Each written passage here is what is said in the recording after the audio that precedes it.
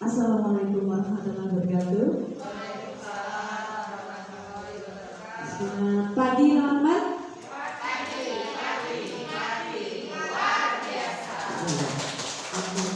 Luar biasa ya, pada siang hari yang begitu hot ini teman-teman masih bersemangat dalam rangka kegiatan pada hari ini, yaitu kegiatan pengibasan dari calon guru pemuda angkatan 9.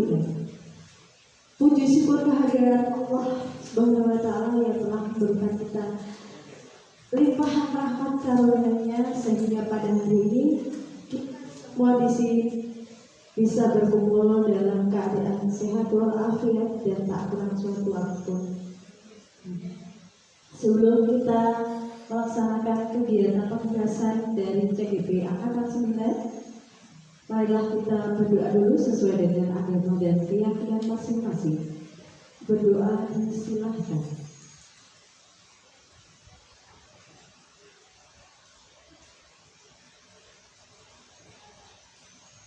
Ya cukup, terima kasih. Untuk selanjutnya kegiatan akan langsung saja kita mulai ya.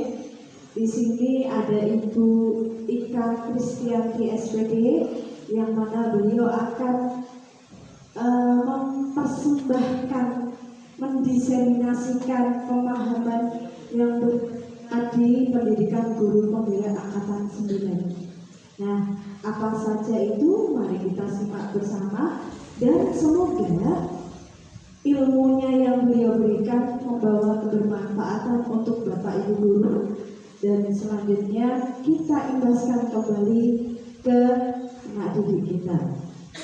Ya, kita langsung saja untuk Bu Ika Kris, disilakan. Terima kasih Surya sudah membuka acara siang hari ini.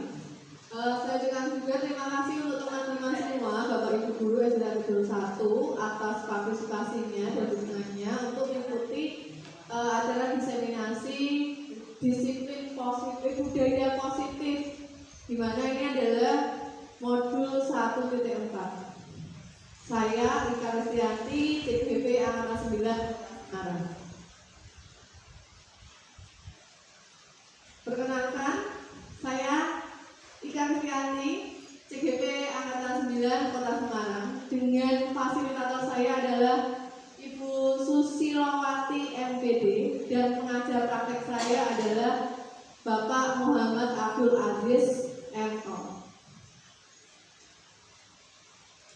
Nah, tujuan pendidikan menurut KHD, tujuannya adalah menuntun segala kekuatan kodrat yang ada pada anak-anak agar mereka menjadi manusia yang anggota masyarakat yang dapat mencapai keselamatan dan kebahagiaan yang setinggi-tingginya, baik sebagai manusia maupun sebagai anggota masyarakat. Nah, tugas kita sebagai guru adalah menuntun anak, di mana agar anak ini berkembang sesuai dengan kodratnya. Kemajuan zaman Wiyanti, kodrat anak itu ada dua, yaitu kodrat alam dan kodrat zaman. Di mana kodrat alam itu harus kita, di mana anak itu tinggal. Jadi kita tidak bisa memaksakan anak, di mana kalau tempat tinggal tidak sesuai dengan tugas kita.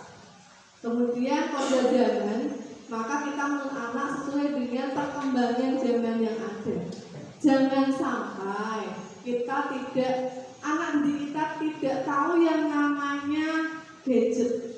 Padahal gadget itu adalah tuntutan zaman, di mana semua anak harusnya bisa mengikuti tuntutan zaman tersebut.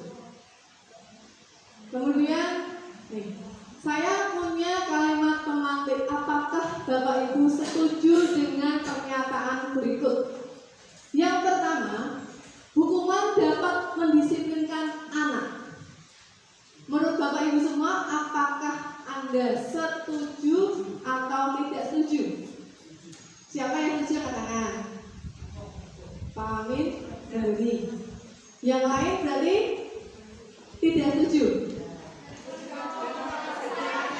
Nah, ini kan saya akan memanggil dulu Bapak Ibu, ya. Setuju atau tidak setuju? Yang kedua,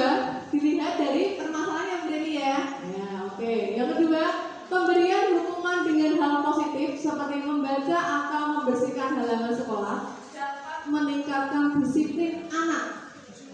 Setuju atau tidak setuju? Tidak setuju. Bu Dodi tidak setuju. Bu Ria tidak setuju. Yang nomor 2, gimana? Jadi kita memberikan hukuman dengan contohnya adalah membersihkan halaman atau menulis tadi apa? Membaca buku. Boleh didengar? Itu setuju atau tidak setuju? Lumayan, kemudian lumayan setuju. Jawab lagi nih Bu Rani, dilihat kondisi dan keadaannya. Yang nomor 3, memberi penghargaan dapat meningkatkan motivasi belajar anak. Setuju. Tidak semua penghargaan pria. Nah, kita akan membahas ini semua dalam budaya positif yang sebentar lagi akan kita paparkan. Nah, apa itu budaya positif? Budaya positif adalah kebiasaan-kebiasaan yang ada kemudian dapat berkembang menjadikan anak itu menjadi pribadi yang kritis, kemudian penuh hormat dan bertanggung jawab sesuai dengan profil pelajar Pancasila.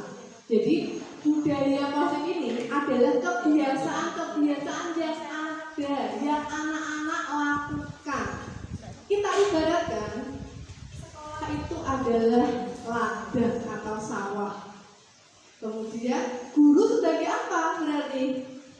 Kalau sekolah itu ladang, kita guru ini sebagai apa? Para petaninya. Kemudian muridnya sebagai apa? Bibit-bibitnya. Nah, bila kita mengolah ladang itu dengan menanam bibit itu, kita dengan kebiasaan-kebiasaan kita yang baik, maka bibit tersebut akan tumbuh subur, ya kan? Dan menghasilkan produk atau hasil yang baik. Betul saja. Sama halnya dengan ini, budaya positif. Jadi kita di petani, biar bibitnya tadi tumbuh subur, apa yang kita lakukan biasanya Bapak petani itu? Bagus, dipupuk. Ada lagi? Disirami, Pak Agus disiangi. Beda ya, disirami dan disiangi. Nah, betul. Itu salah satu cara agar bibit tadi tumbuh. Nah, seperti halnya seperti itu. Agar anak-anak bisa ke hal yang positif tadi dengan kebiasaan-kebiasaan. Sekolah kita sudah ada kebiasaan-kebiasaan positif yang ada dalam sekolah kita. Salah satunya adalah upacara bendera. Ya. Hal positif apa yang diambil dalam kegiatan upacara bendera? Cinta tanah air, rasa nasionalisme, Pak Agus disiplin. Nah, itu kan hal positif kan? Nah, kemudian yang kedua, hari Selasa kita Serina. Apa? Serina tahu? Selasa cerita anak. Hal positif apa yang diambil dari kegiatan tersebut?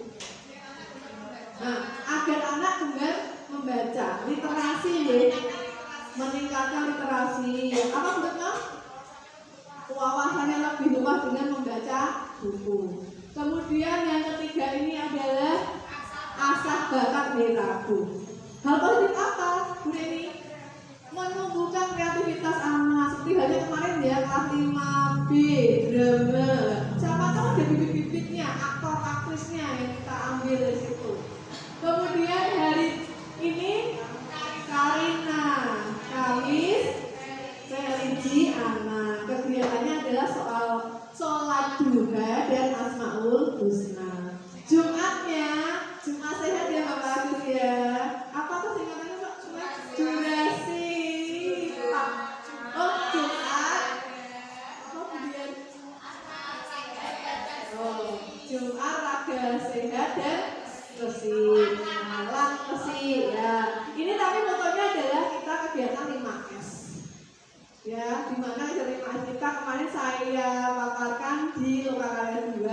Hal budaya positif apa yang dari sekolah adalah dari 5S, di mana kita sudah ada jadwal, ada pengaturannya.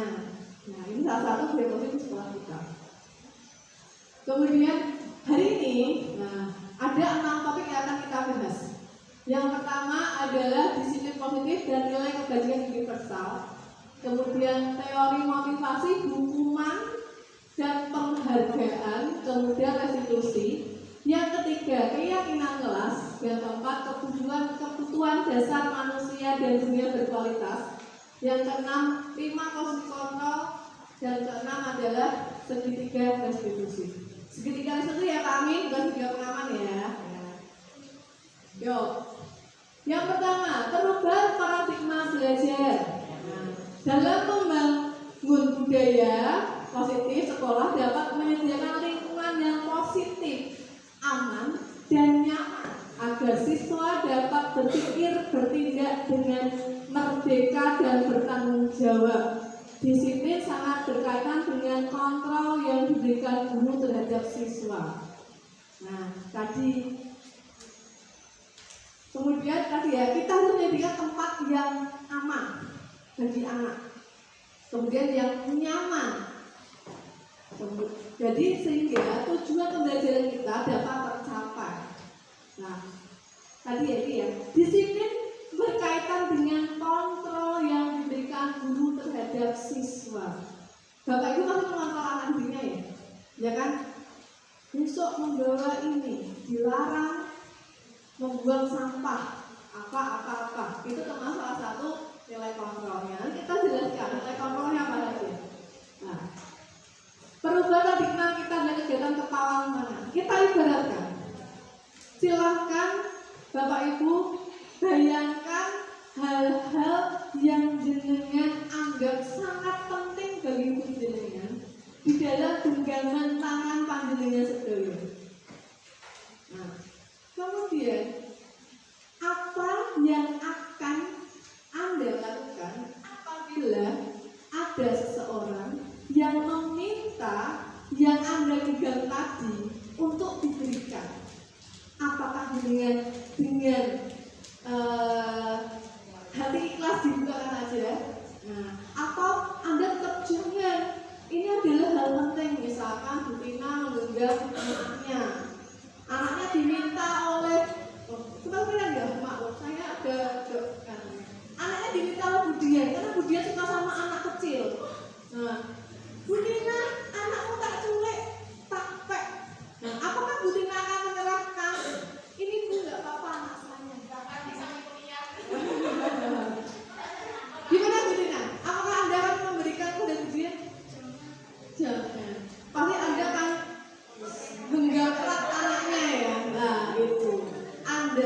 Karena Anda digenggam erat apa yang Anda perjuangkan tadi, itu artinya adalah Anda semua itu adalah mengontrol diri Anda agar sesuatu yang penting itu tidak terlepas dalam genggaman tangan Anda. Kalau Anda tidak mengontrol, diminta ujian, Bu, anakmu tak dulu. Nah, karena tidak ada kontrol dari diri Anda sendiri. Ini miskonsepsi mengenai kontrol diri tadi. Yang pertama, ilusi guru mengontrol murid. Itu miskonsepsi, artinya adalah sesuatu yang salah. Murid itu punya posisi kontrol sendiri. Jadi guru itu mengontrol, tetapi ada jangkanya. Apakah dikontrol dia akan benar-benar melaksanakan itu, atau anak itu melaksanakan hanya karena takut? Misalkan Bu Putri, nanti kalian kalau jalan-jalan terus Bu Putri akan letakkan di tiang bendera.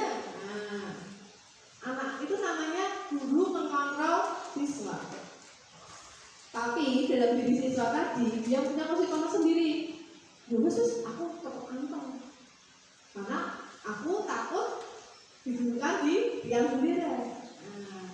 Kemudian yang kedua, ilusi bahwa kritik dan membuat orang merasa bersalah dapat menguatkan karakter. Jadi kritik itu dapat menguatkan karakter. Harusnya kritik itu sebagai masukan. Ya. Jadi silakan kalau kritikanya membangun bisa diambil. Kalau kritikanya salah, dengan kontrol diri kita tidak melakukannya.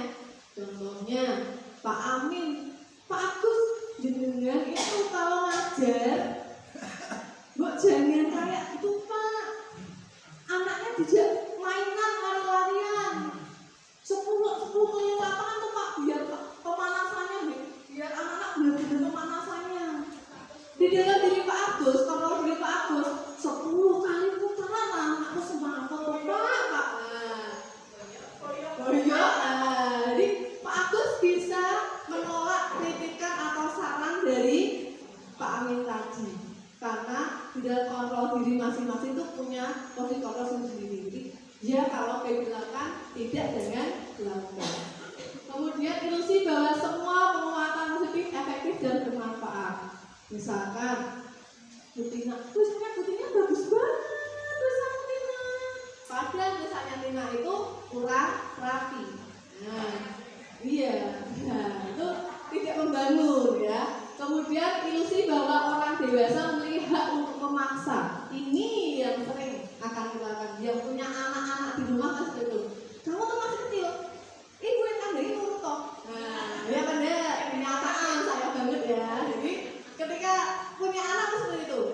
Nah, padahal kadang anak begitu tidak seperti itu, tapi kita harus memaksa. Ibu kan udah bilang, kamu tuh harus ikut les.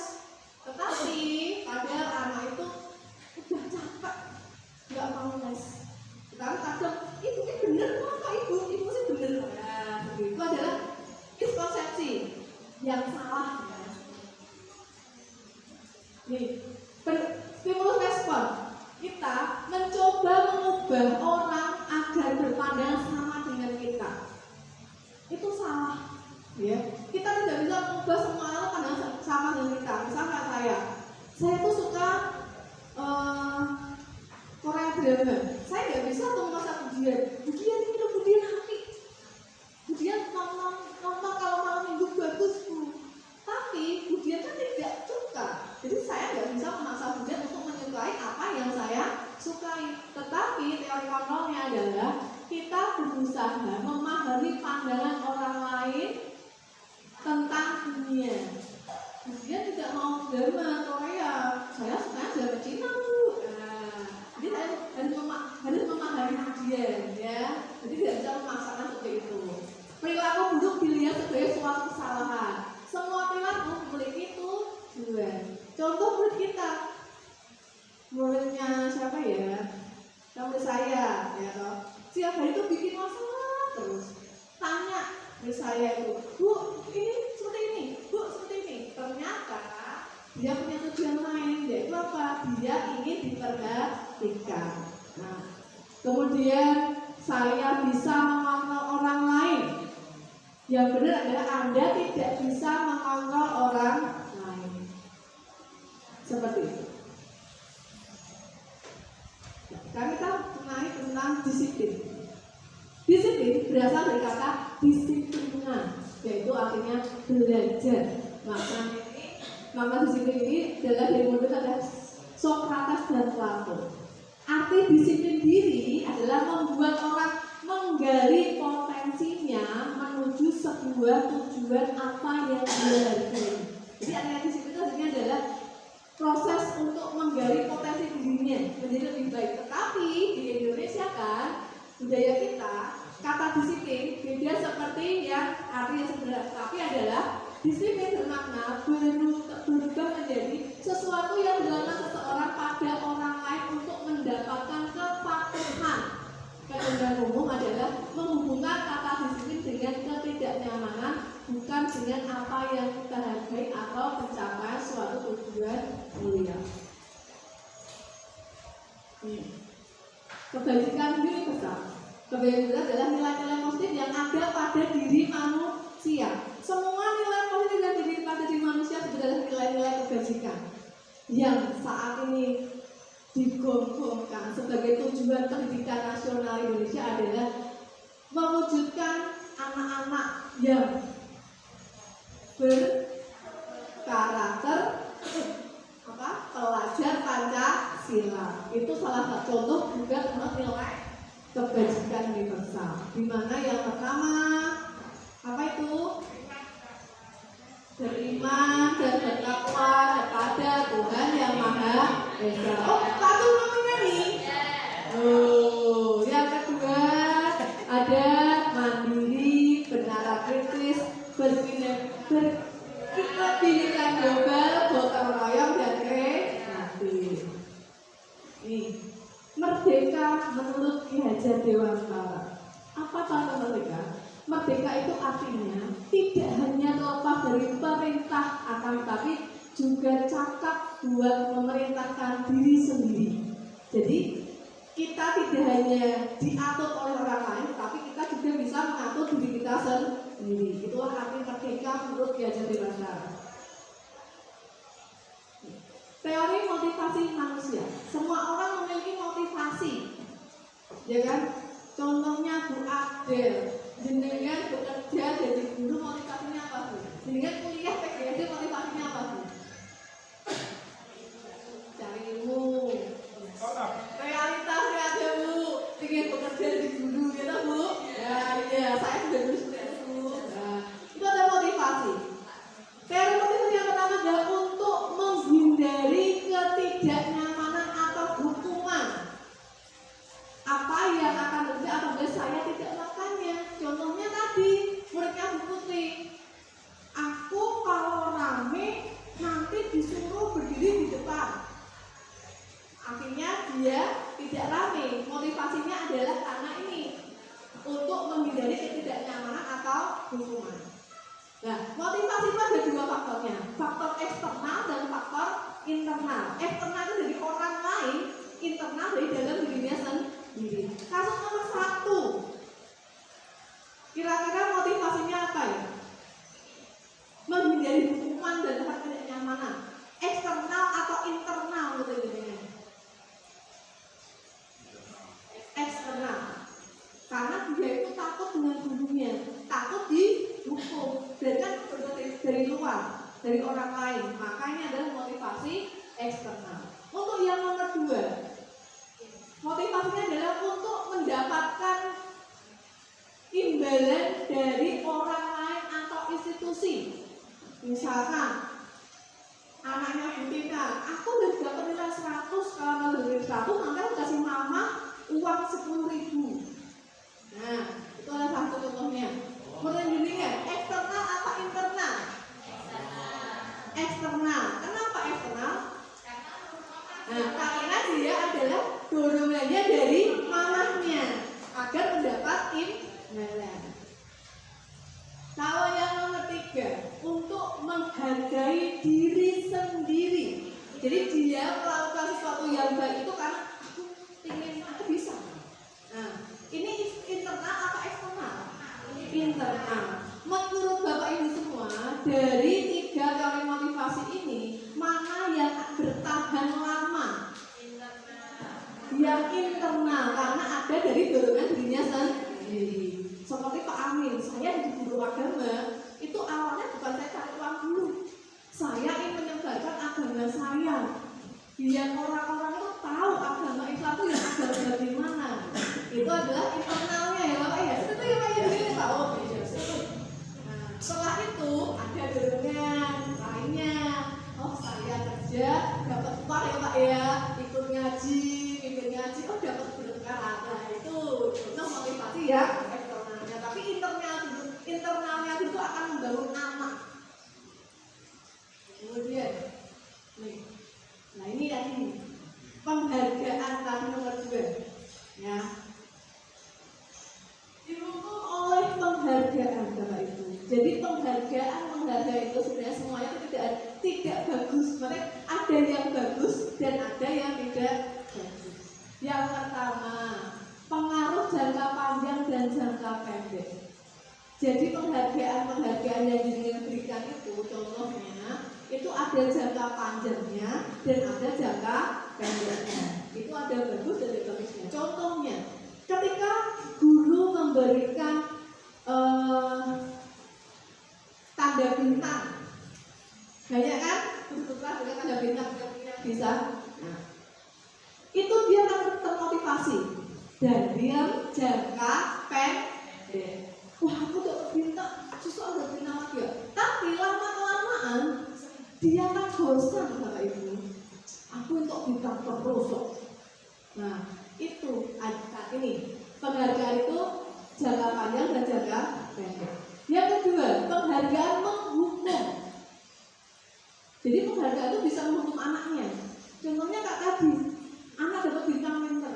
Ketika dia enggak dapat bintang, sedih. Ya, dia malah terhukum. Aku kok untuk bintang, kamu bintang, aku dapat bintang. Jadi penghargaan dikasihkan orang lain, jadi aku sedih. Nah, itu namanya penghargaan menghukum. Yang ketiga, penghargaan mengurangi ketepatan.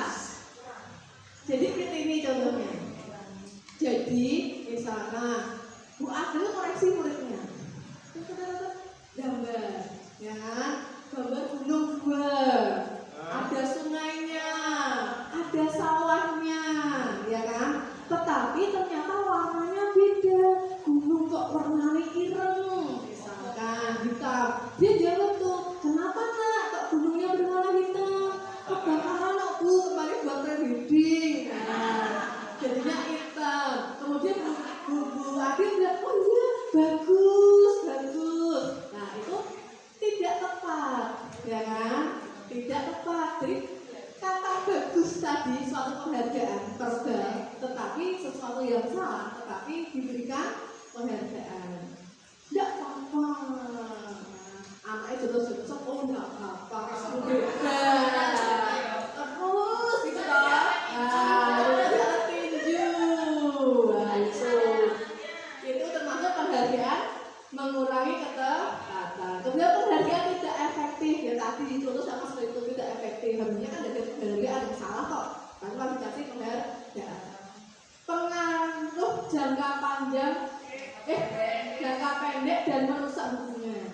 Contohnya, Bu Tina itu sering dikasih hadiah. Tina itu sering dikasih hadiah sama gurunya. Anak pinter. Bu ini Lastri, dia nggak pernah dikasih hadiah sama gurunya. Nah, akhirnya Lastrinya iri. Soalnya aku Bu Tina, Bu ikan ini Bu Tina terus aku dikei. Nah, akhirnya merusak hubungan seperti itu. Kemudian penghargaan menurunkan kualitas tadi. Sebenarnya ada yang salah, tetapi tetap diberikan penghargaan. Jadi kualitasnya akhirnya dijilid itu 7, tapi oh ini bagus, itu kreativitas. Kalau memang dari segi kreativitas ya, tetapi menurunkan kualitas. Kemudian penghargaan mengurangi motivasi intrinsik tadi.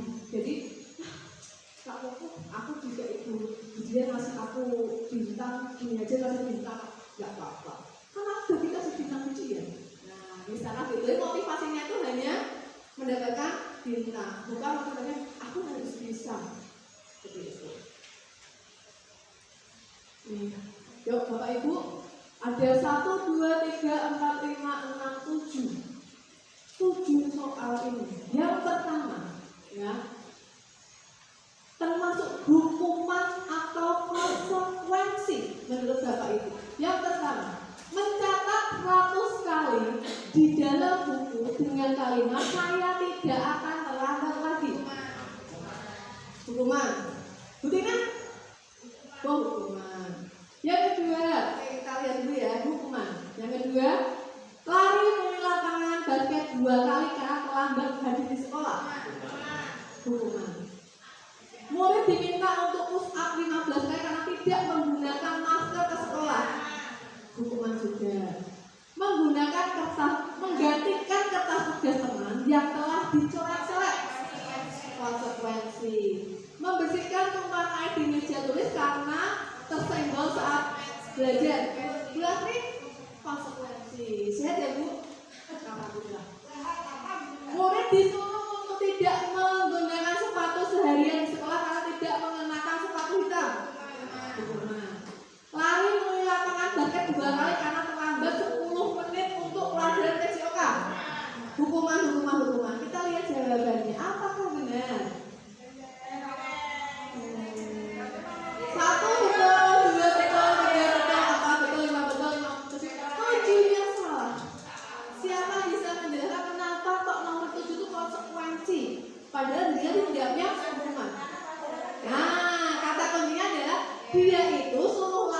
2 kali terlambat pelajaran PJOK.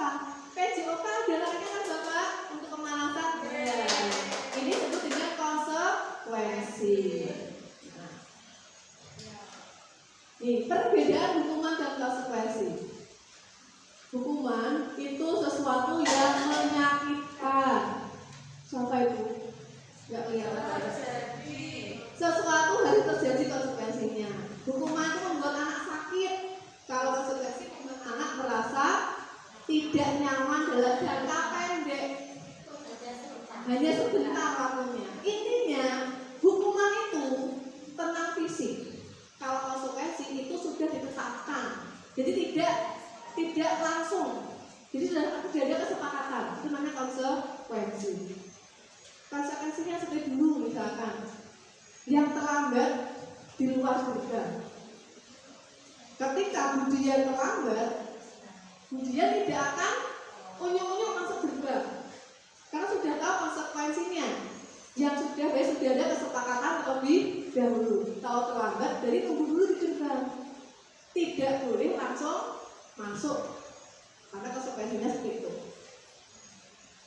Kemudian apa itu restitusi? Restitusi adalah proses menciptakan kondisi bagi murid untuk memperbaiki kesalahan mereka sehingga mereka bisa kembali pada kelompok mereka dengan karakter yang lebih kuat.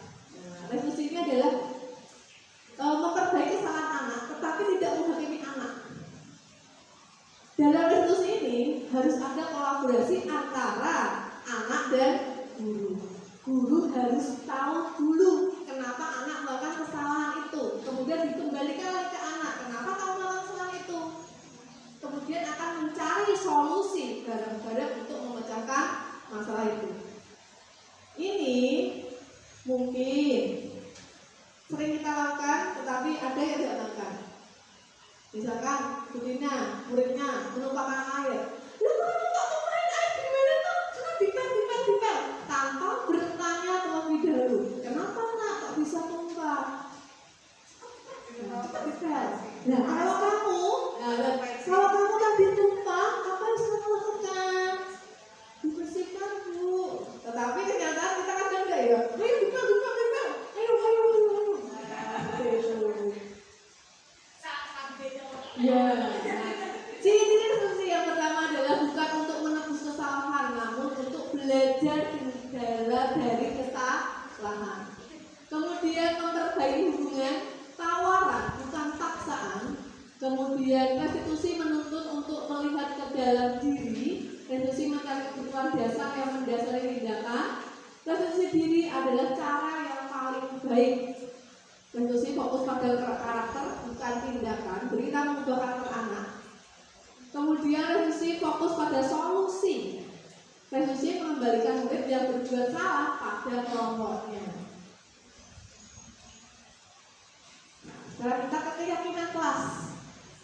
Keyakinan kelas adalah nilai-nilai kebajikan atau prinsip universal yang disepakati bersama secara universal lepas dari perbedaan agama, suku, negara, dan bahasa. Saya yakin keyakinan kelas ini Bapak Ibu sudah membuat semua. Sudah membuat Bapak Ibu? Sudah ya. Baik guru kelas maupun guru maka sudah ada buat keyakinan kelas. Keyakinan kelas dibuat setelah ada namanya kesepakatan kelas. Jadi yang kembali ya, kesepakatan dulu baru keyakinan. Bukan keyakinan dulu baru kesepakatan. Nah, keyakinan ini kesepakatan anak-anaknya, anak dan guru, ya. Kemudian nih karakter keyakinan kelasnya sifatnya abstrak daripada peraturan. Kemudian berupa pernyataan universal bersifat positif, intinya dari itu. Kemudian jumlahnya tidak banyak, jadi beda dengan kata-kata sekolah itu ada banyak. Nah, ini ada tambahan untuk besok ya Budian, ketika untuk kemarin saya ditanyakan oleh PP saya, apakah sekolah penggerak sudah membuat keyakinan sekolah atau masih tata tertib sekolah? Nah, kemarin saya jawab belum Pak, karena kami sekolah penggerak berfokus pada pembelajaran. Nah, seperti itu. Mungkin untuk masukan tambahan Besok kita buatnya keyakinan sekolah, bukan harapan sekolah. Nah, ini keyakinan kelas saya ya. Yang pertama, ini adalah guru bersosialisasikan. Nah, sekiranya apa saja yang harus kita sepakati. Kita melihat kemudian ini anak-anak menuliskan, ya. Jadi apa yang mereka rasakan, mereka tuangkan, kemudian mereka tempelkan, kemudian dari tempel ini akan kita rujuk ke beberapa poin penting. Nah, di dalam ini kelas saya ada 6 poin penting. Bapak Ibu sudah buat semua ya. Kesepakatan disepakati oleh semua warga kelas. Jadi kalau ada satu yang tidak menerima, berarti kesepakatan keyakinan itu tidak dapat dilaksanakan. Kemudian nih, kebutuhan dasar manusia ada 5. Yang pertama, kebutuhan bertahan hidup. Kemudian cinta dan kasih sayang. Kemudian penguasaan, kebebasan dan kesenangan. Apa saja itu? Nah, bertahan hidup itu adalah tentunya dalam makanan, pakaian, tempat tinggal, keamanan dan kesehatan. Kemudian cinta dari sayang, rasa diterima, dipedulikan, kemudian berbagi, kerjasama. Nah, kemudian penguasaan, harga diri, keinginan untuk dianggap memimpin, berprestasi, diakui dan didengar. Ya, Bapak Ibu, semua anak-anak itu semua ingin seperti ini. Entah itu anak yang kurang, ya kan? Misalkan ini kayak misalkan Lasri itu anak yang 1 tambah 1 aja nggak bisa misalkan. Jamnya 11. Tapi dia itu butuh penguasaan, ingin didengar. Ya saya tuh nggak bisa tuh. Kemudian kesenangan, bermain, luar, antusias, tertawa, dan kebebasan, mandiri, memilih pilihan, mencoba hal dan mampu mengendalikan arah. Ada kasus ini. Ibu Dita, guru wali kelas 3 di SD Nusa Bangsa, sedang bingung menghadapi pula salah satu murid kelasnya. Ini ada ya, namanya Farel. Beberapa anak di kelas 3 telah datang padanya dan mengeluhkan Farel yang seringkali meminta bekal makan siang mereka dengan paksa. Mungkin ada di kelas sini, mungkin ada seperti ini.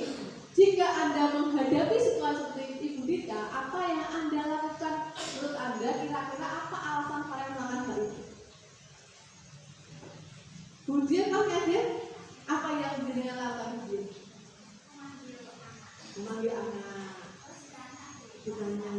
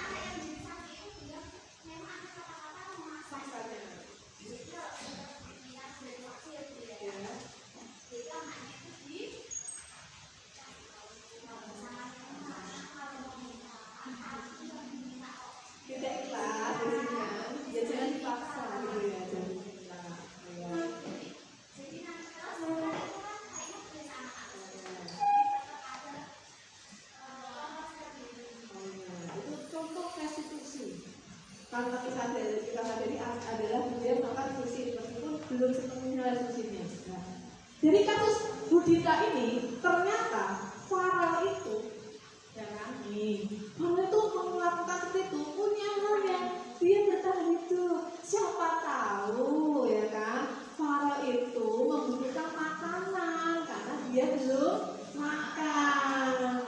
Nah, juga kasih sayang, mungkin dia tuh udah makan, tapi dia nggak seperti itu. Biar teman-teman itu perhatian sama dia, dan gurunya juga perhatian sama Farel. Aku berbicara sama Bu Dita, maka aku makan hal itu. Ada kan? Dulu ada di kelas saya. Ya caper, namanya baju kelas. Istilah zaman dulu baju kelas. Kalau sekarang ya. Kemudian ada salah benar.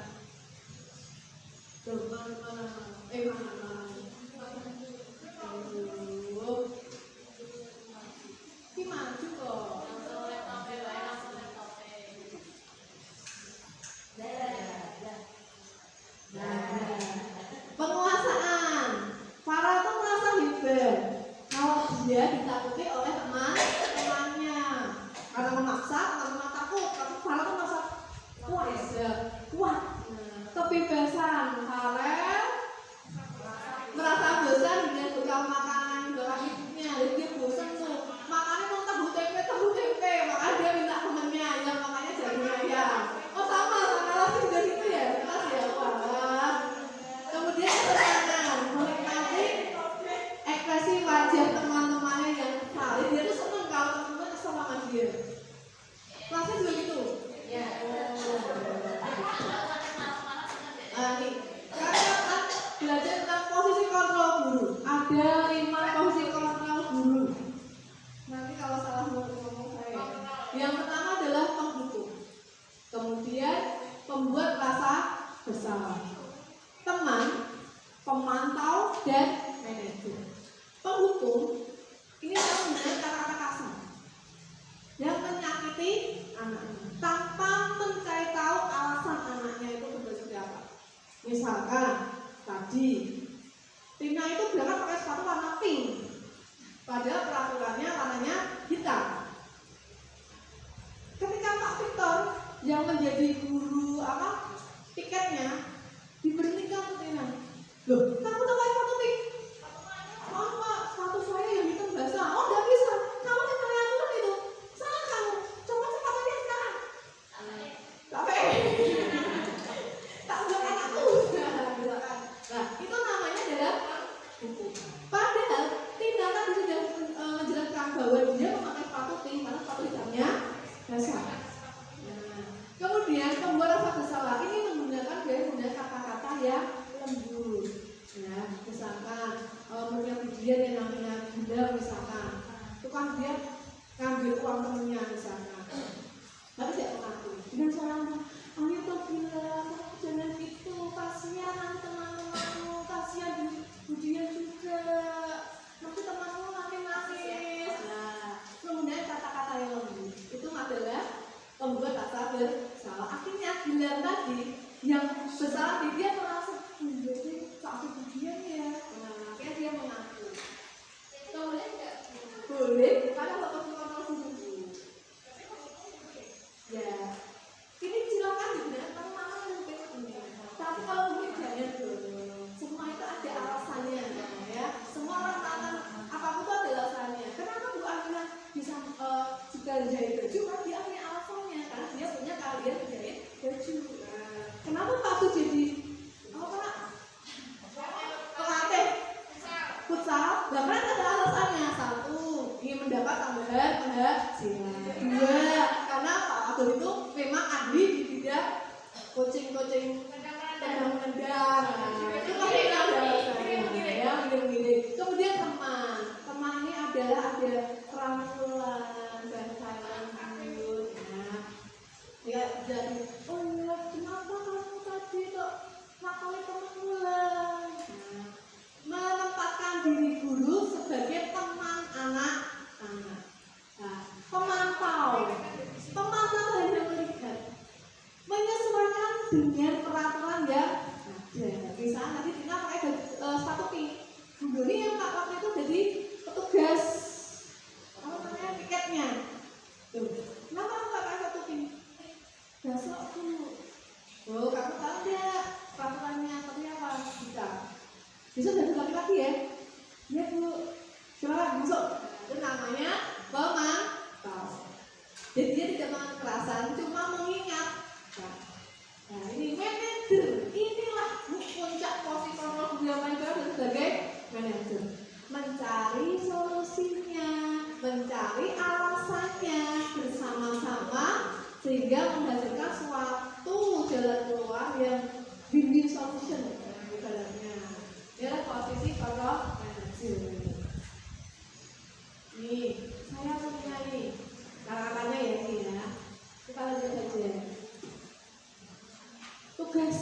Nah, menurut Bapak Ibu, nomor 1, ketika guru masuk berkata, saya kecewa sekali dengan kamu. Kira-kira 5 posisi kamu itu tadi apa? Apakah pendukung, atau teman, atau pemberi rasa bersalah, atau pemantau, atau manajer? Pemberi rasa bersalah. Oke, tidak pernah benar melakukannya. Kira-kira apa? Kamu tidak pernah benar melakukannya. Amin, kamu suruh nulis saja untuk Pancasila, di Pancasila, gitu aja nggak bisa. Itu namanya apa ya? Coba, loh, ayo lakukan begini sudah Bapak. Coba ya, apa kamu mau mendapatkan stiker bintang hari ini? Ya apa? Boleh berpendapat, bebas. Bagaimana kamu bisa menyelesaikan masalah ini? Manajer, kamu selalu yang paling terakhir. Coba kita lihat jawabannya teman-teman. Nomor satu adalah membuat orang merasa bersalah. Saya kecewa sekali. Kemudian nomor dua adalah memukul. Yang ketiga teman, keempat pemantau, kelima manajer, yang keenam pemukul.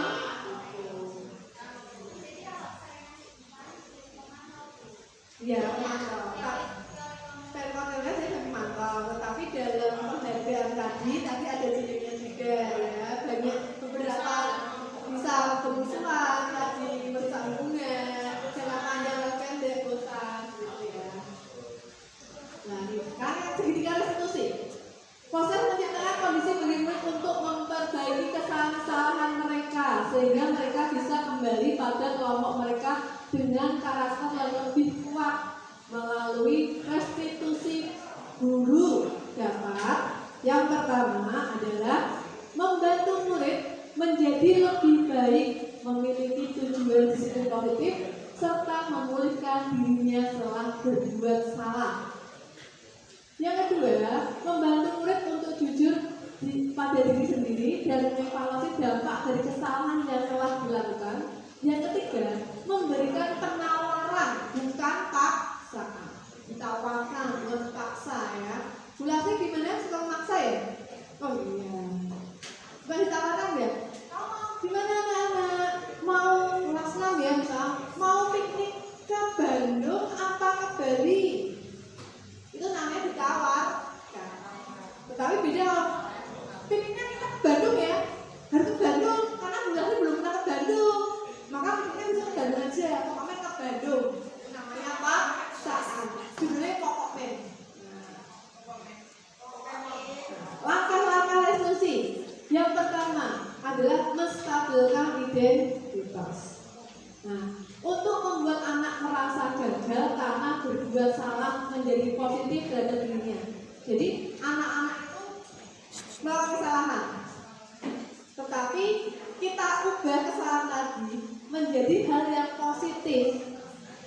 Kata-katanya, contohnya adalah berbuat salah itu hal yang manusiawi. Tidak ada manusia yang sempurna. Bapak, ibu juga pernah buat kesalahan yang sama. Ada nggak bapak ibu ketika muridnya melakukan kesalahan ada seperti ini? Nggak apa-apa. Kita juga dulu pernah kayak gitu kok. Nah, tetapi ada lanjutannya ya. Tidak hanya membenarkan kesalahan anak. Kalau nggak apa-apa, nyontoh itu biasa wajar. Kita bisa nyontoh. Itu salah satu contoh usaha agar biar kamu nilainya bagus. Sudah selesai. Nah, besok udah bisa belajar, nyontoh aja. Nah, tidak seperti itu ya Bapak Ibu. Kemudian nih, kita pasti bisa menyelesaikan masalah permasalahan ini. Kata-katanya itu contohnya. Kemudian Bapak Ibu tidak tertarik untuk mencari tahu siapa yang benar, siapa yang salah. Bapak Ibu lebih tertarik untuk menyelesaikan masalah. Nah, kemudian kalau kamu menyalahkan dirimu sendiri terus-menerus, akan kamu bersikap baik pada dirimu sendiri. Ini adalah kata-kata yang digunakan untuk menstabilkan identitas. Jadi, ketika murid dengan punya melakukan kesalahan, jangan langsung disalahkan. Misalkan, contohnya muridnya itu yang namanya jatuh ya begitu ya, saya dari itu. Ya kamu loh dari Bu Putri kok malah terakhir gue, anteng lo duduk anteng. Misalkan itu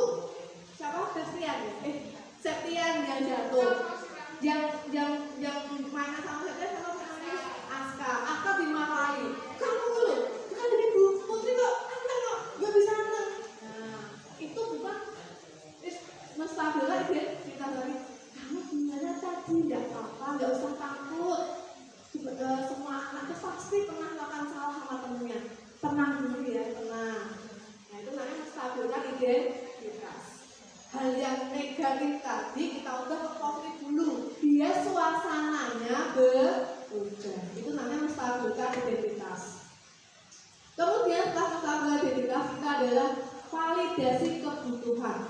Apa itu validasi kebutuhan? Itu membantu murid mengenali kasus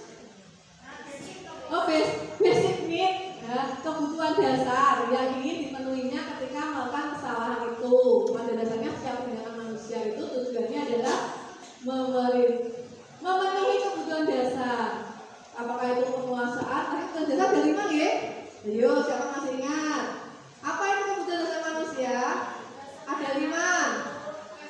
Kesenangan, kebebasan, cinta dan kasih sayang, penguasaan. Yang satu kebutuhan hidup. Nah, itu adalah bertahan hidup. Nah, itu adalah kebutuhan dasar manusia. Gurunya berkata tuh tadi, seperti tadi Aska tadi, tidak apa-apa, semua anak itu pernah sama istirahat lain-lain itu biasa nak. Nah, jangan kamu tenang dulu. Habis itu jangan selesai, dilanjut lagi ini validasi kebutuhan. Kata-katanya bisa ini contohnya, kamu bisa saja kan melakukan hal yang lebih buruk dari itu, kamu tidak bapaknya kan? Bisa saja kan kamu tidak hanya mendorong Septian, kamu mungkin bisa nanti malah membatik Septian. Nah, misalkan seperti itu. Ini adalah validasi kebutuhan. Kamu pasti punya alasan mengapa melakukannya. Ya, kamu pasti punya alasan. Kenapa kamu lebih mendorong Septian? Nah, karena tapi nanti pasti anaknya akan menjawab. Pasti karena saya didorong dulu sama Septian, Bu. Maka saya dorong balik Septian. Itu namanya validasi kebutuhan. Apa yang penting bagi kamu? Bisa begitu. Atau kamu boleh tetap berusaha menjaga sikap itu, tapi tambah sikap yang lain yang baru ya. Contohnya anak nakal lagi. Misalkan anak nakal lagi. Enggak apa-apa kamu begitu. Tapi besok-besok jalannya jangan terburu-buru, ya, pelan-pelan saja, misalkan begitu. Maukah kamu belajar lain untuk mendapatkan yang kamu butuhkan tanpa harus memukul? Nah, misalkan Laksi itu minta makanannya Tina, ya toh. Tapi kan dia suka minta makan, tapi minta makanannya udah dipukul Tinanya. Nah, kamu kan bisa nggak mukul Laksi dengan cara yang baik dong mintanya. Tina, minta dong rotinya. Padahal Tinanya nggak mau. Ya bilang tuh orang baik itu temannya masuk surga loh. Kalau teman yang pelit nanti kuburannya sempit. Yo wes toh. Aku ngerti ya sekolah aminah misalkan begitu. Anak-anaknya pintar-pintar ya. Jangan, jadinya ini nggak enak. Jangan jadi anak. Karena apa? Pasti tadi mintanya tiap hari. Seperti kasusnya Mas yang kemudian tadi minta Pak Bumino. Kemudian apakah kamu bisa makan dia lebih baik besok lagi? Nah, kemudian itu tadi besok lagi apa kamu bisa jalan dengan tenang? Aska dengan dorong-dorongnya bisa Bu. Kemudian yang ketiga adalah menanyakan keyakinan. Tadi tiap kelas sudah memiliki keyakinan kelas masing-masing, ya kan? Nah, kita kembalikan lagi keyakinannya. Anak melihat kesalahannya hubungan dengan norma sosial dan nilai-nilai mendasar manusia berinteraksi dengan orang lain. Tadi misalkan Aska tadi dorong temannya sampai bocor. Nah, sedang tadi kira-kira kamu seperti itu bagus enggak? Rugi nggak teman kamu? Iya Bu, langsung sampai bocor mesinnya Bu. Iya, kasihan loh. Oh, ini teman yang sangat baik ya. Gak apa-apa, biar aja. Kemudian gurunya berkata, apa nilai yang kita percaya di kelas atau sekolah kita? Kelas yang ideal itu seperti apa sih? Kamu ingin jadi anak seperti apa? Apa yang kamu rasakan ketika kamu melakukan itu? Kamu menjadi orang seperti apa? Ini saya punya kasus di tempat saya. Kasus tempat saya adalah Alisa adalah murid kelas 5A SD Langudul 1 Semarang. Dia ini sering terlambat datang ke sekolah. yang jam masuknya pukul 7. Ternyata dia sering terlambat sekolah karena bangun kesiangan. Dikarenakan pada malam hari dia tidurnya terlalu malam. Dia sering tidur siang, mengakibatkan saat malam dia tidak bisa tidur dan berakibat saat mau berangkat sekolah dia kesiangan. Ingat ya sama kenyataan ya. Saya juga sama, kadang kalau saya tidur siang malamnya nggak bisa tidur, ya kan? Oh, Bapak Ibu jarang tidur siang ya? Saya lihat wajah-wajahnya jarang tidur siang ya. Apa itu tidur siang? Saya yakin karena Bapak Ibu adalah calon-calon guru pembina, jadinya anda itu pasti punya motivasi diri, ya kan? Jadinya daripada tidur siang, lebih baik Anda membuat antisipasi sekolah sebetulnya. Ya, Bapak Ibu kan guru hebat ya. Bikin KTP, bikin RPP, bikin modul ajar, praktek bayi. Ini ketua kombolnya ada di sini loh. Gajinya luar biasa ya? Gajinya nanti saya kata anak saya seperti ini tadi pagi. Ayo tuh Bu, berangkat Bu. Nanti kalau terlambat nanti dimarahin Pak Jokowi gitu kan. Nah, mungkin Anda kalau saya bertemu Pak Jokowi untuk tambah di sini ya. Ini adalah contoh videonya.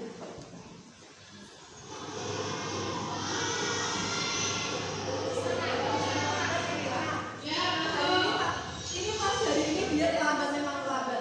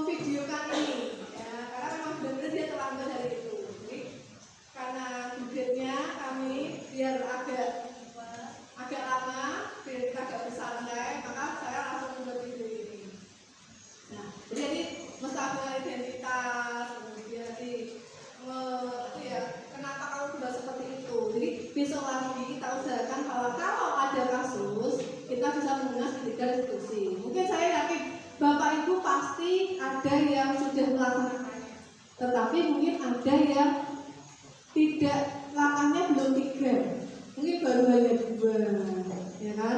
Mungkin bahkan ada yang langkah 3, ada yang melangkah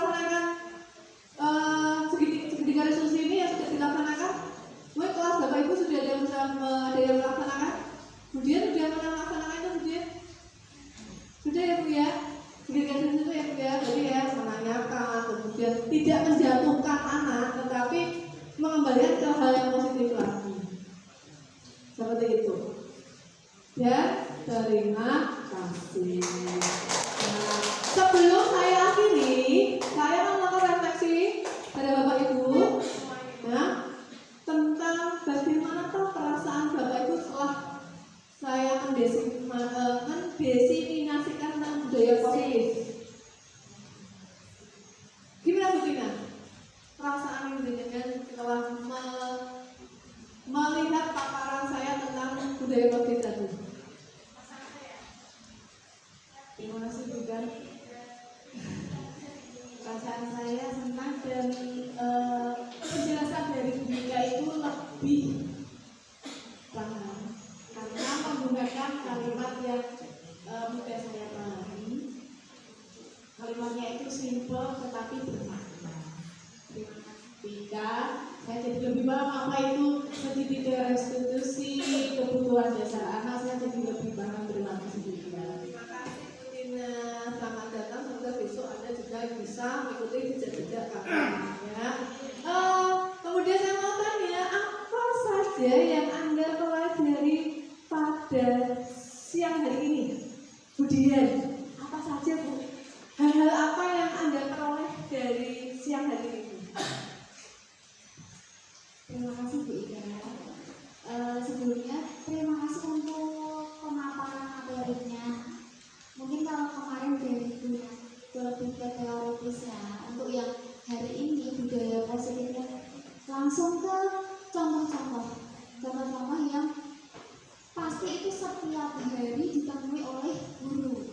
Kemudian tidak hanya berarti pada contoh-contoh saja. Tadi Bu Ika juga mengajarkan bagaimana membedakan itu termasuk kebutuhan siswa yang mana, kemudian konteksnya budaya positifnya itu seperti apa, kemudian untuk menyelesaikan suatu masalah itu harus seperti apa tahapannya. Jadi lebih ke kalau yang saya terima Bu Ika itu tidak hanya teori, jadi hari ini dapat ilmu juga untuk langsung mempraktekkan besok ketika di kelas, walaupun sudah pasti Bapak Ibu juga sudah melaksanakan atau mempraktekannya, tapi kalau dari saya pribadi yang dijelaskan Bu Ika tadi sangat-sangat membantu saya untuk lebih memahamkan bagaimana melaksanakan budaya positif di sekolah. Terima kasih Bu Ika.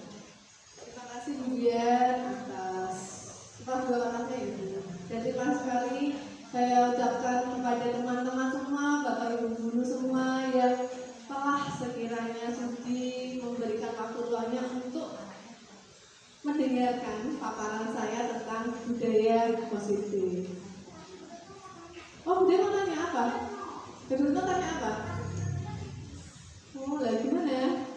Ya, saya tutup dulu ya, nanti sudah tanyakan ya. Nanti lihat ya, saya ya. Ada yang mau ditanyakan mungkin? Nah, nanti aja berarti ya. Akhir kata saya mohon maaf bila selama penyampaian saya ada salah-salah kata, baik yang mungkin disengaja ataupun tidak disengaja. Dan ucapan terima kasih saya sebesar-besarnya untuk Bapak Ibu semua. Akhir kata, terima kasih dan wassalamualaikum warahmatullahi wabarakatuh. Waalaikumsalam.